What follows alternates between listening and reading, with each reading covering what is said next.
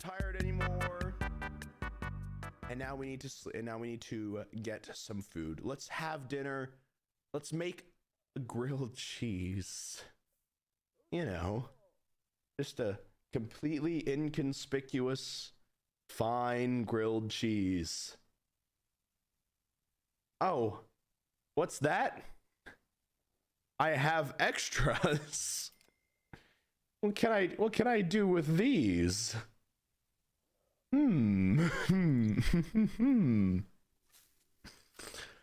those of you who don't know, I force-fed someone a grilled cheese and had them choke to death at the very beginning. So, just overall, a fantastic time.